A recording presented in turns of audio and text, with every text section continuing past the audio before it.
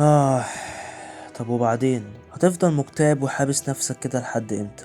مش عارف. طب ما تخرج اخرج مع مين؟ مع صحابك. صحابي؟ هما فين؟ او الاقيهم فين؟ طب ما تخرج لوحدك. بص هقولك حاجة، اسعد نفسك بنفسك وما تستناش حاجة من حد. يا راجل اطلع اطلع بقى، ما تبقاش كئيب.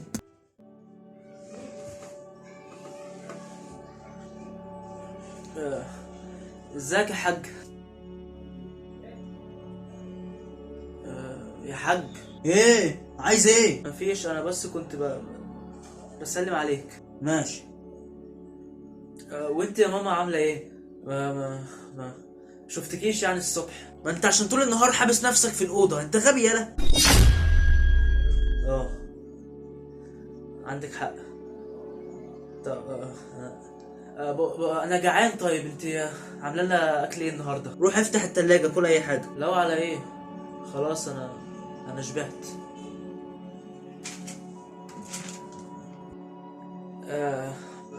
بص، ذاكر كويس عشان تنجح كده وتجيب مجموع حلو. ما خلاص يا زفت، انت سيب اخوك يذاكر. ما تسيبه يا حيوان، خليه يذاكر. ولا انت عايزه يطلع فاشل زيك؟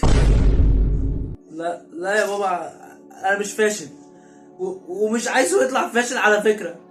انا بس يوه ده هيقعد يتهته بقى كل شويه. ولا خش جوه خش جوه. كلامهم كان بينزل عليا زي السيف، ونفس المشهد بيتعاد كل يوم، ويوم بيجيب اسبوع، واسبوع بيجيب شهر، وشهر بيجيب سنه. ونفس اللي بقوم فيه هو اللي بنام فيه. اب ماسك تليفونه مشغول، ام ماسكه تليفونه وبتضحك، وانا لوحدي بين 4 حيطان. مفيش اهتمام، مفيش سؤال، مفيش صاحب. الايام بقت مملة قوي لدرجة اني بفكر في الانتحار. الصلاة خير من النوم. لكن فجأة سمعت الصوت ده، فحسيت ان دي اشارة.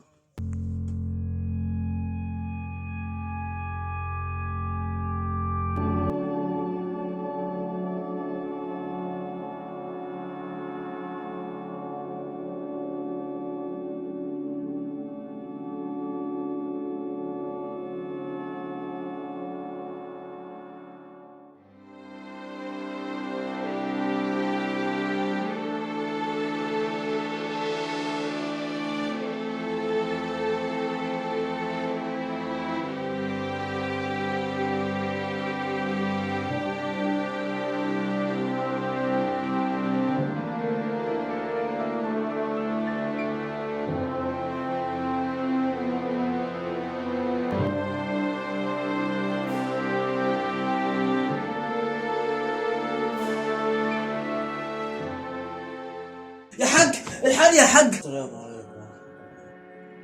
السلام عليكم.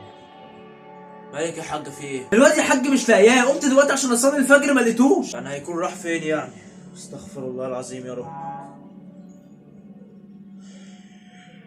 الهاتف المطلوب مغلق حاليا.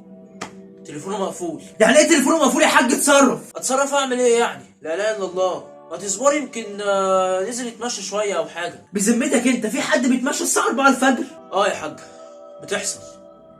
خير ان شاء الله.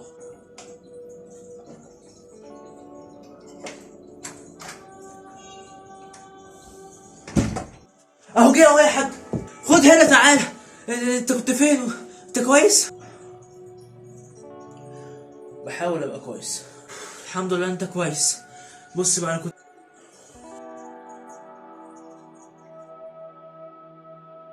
على فكره يا حاج، ابنك متغير وفي حاجه. ابنك ما كانش كده خالص. لا يا حاج، ابنك ما فيهوش حاجه.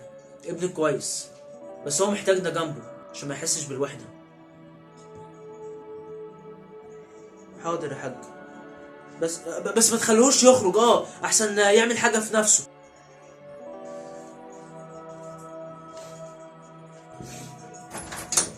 خد هنا. رايح فين؟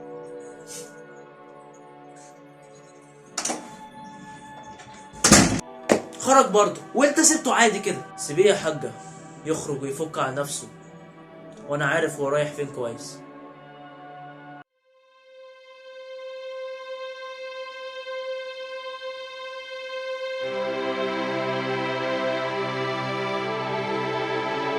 اليوم تجمعنا الليالي بعدما مات الحنين وطارت الأحلام خوفا بين أحزان السنين. ليست الوحدة بهذا السوء الذي تظنه، فقد يجعلك الله وحيدا لتفهم أن هذه الحياة لا تقف على أحد.